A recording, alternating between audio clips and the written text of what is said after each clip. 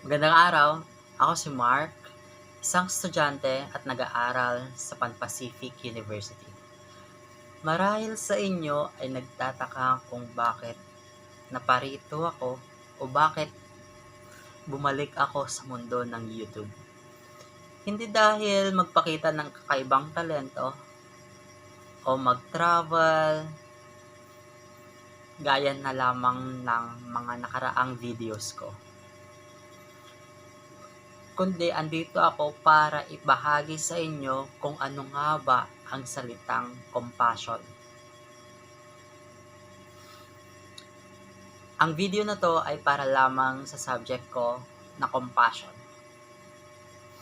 Ayon sa aking pananaliksik at sariling pag-uunawa, ang compassion o pagmamalasakit ay isang kilos o isang makataong kilos ng pagmamahal.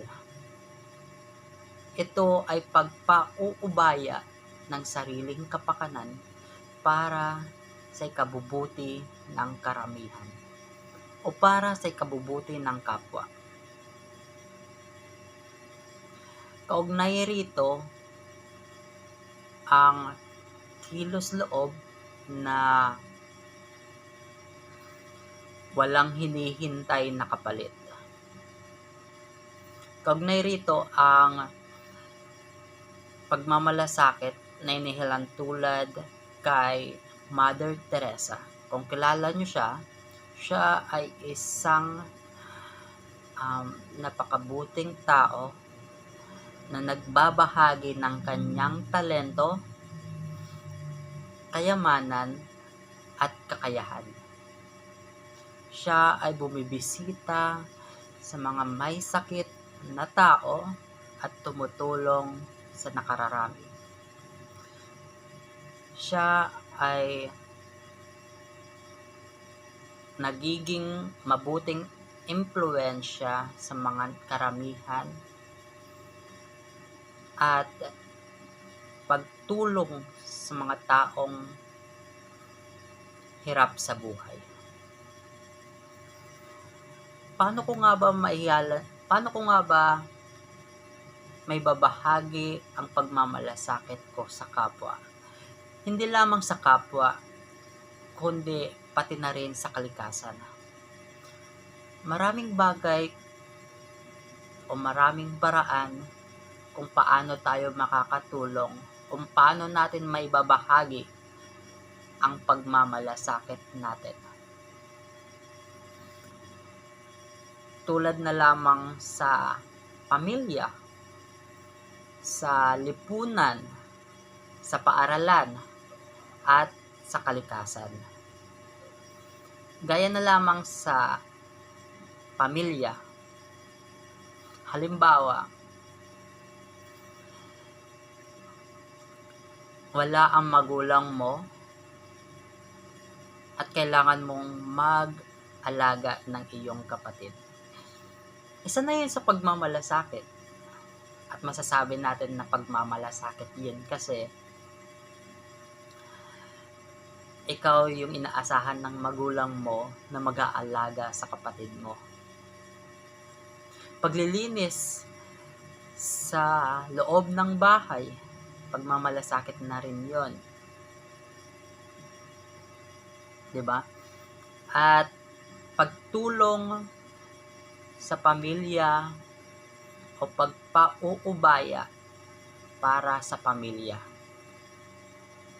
diba? Parang ang hirap naman yun kung yung sariling gusto mo is ibibigay mo lang para sa iba. No, hindi yun ganon. Kasi kung meron kang pagmamalasakit sa kapwa, lalo na sa iyong pamilya, isang napakagandang bagay yun para sa iyo.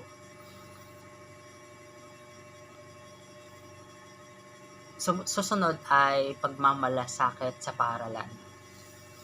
Paglalaan ng pera para makaambag ka sa proyekto. Katulad na lamang ng paggawa ng research o thesis. maraming gastusin dyan, gaya na lamang ng pagpapaprint, 'di ba? Kasi kung kukuntin lamang yung maitutulong mo sa pagbuo ng iyong proyekto na thesis o research, ay mas mabuting kahit sa kakaunting bagay ay magbahagi ka ng iyong pera para makumpleto yung paggawa mo ng research, di ba? At nakita mo ang iyong kaklase na mangiyak-ngiyak dahil wala siyang baon, dahil wala siyang pagkain sa lunch o sa tanghalian. Anong iyong gagawin? Siyempre, magbibigay tayo ng kahit kakaunting pagkain para maibsan yung gutom ng ating kaklase. Paglilingkod o pagmamalasakit para sa lipunan. Paano ko nga ba maipapahayag ang pagmamalasakit ko sa lipunan? Gaya na lamang ng pagpunta ko sa isang lugar na nangangailangan ng tao, syempre, kung halimbawa isang sakuna o kalamidad, magbigay ng feeding, pagbibigay ng mga kasuotan sa mga nasalanta ng bagyo, isa na rin yun sa pagmamalasakit sa lipunan. O kung hindi naman or pagbabahagi ng iyong kaalaman at pagtulong sa lipunan, gaya na lamang ng pagsuot ng face mask kahit hindi ka komportable, kahit pumunta ka sa isang clinic o sa isang ospital, kailangan magsuot ng face mask. At isa na rin yon sa paglilingkod o pagmamalasakit sa lipunan, 'di ba? At pangapat ay isang pagmamalasakit sa kalikasan. 'Di ba? Maraming guro ang nagtuturo sa atin kung paano natin mapagmamalasakitan ang ating kalikasan. Kasi kung walang kalikasan, paano na tayo? Saan tayo kukuha ng ating pang-araw-araw na kabuhayan, pagkain, at tirahan? 'Di ba? Kung walang kalikasan, syempre, ang init na dito sa mundo. So,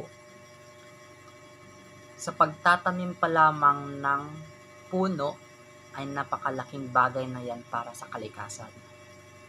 Sa pagpulot ng basura sa paligid ay napakalaking bagay na rin yan.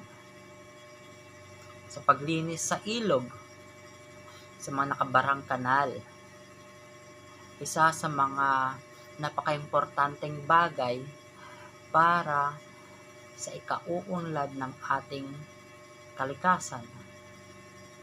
Kung ikaw ay isang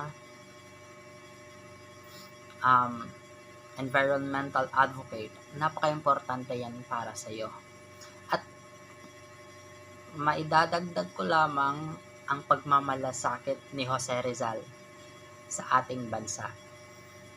Si Dr. Jose Rizal ay isang napakatanyag na pambansang bayani ng Pilipinas.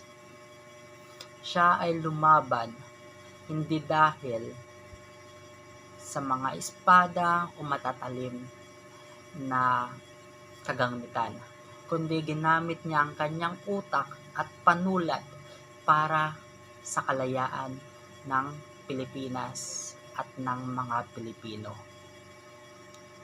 Yan ang sarili kong pagkakaunawa sa salitang compassion o pagmamalasakit. Sana may natutunan kayo sa aking pagbabahagi. Hanggang sa muli,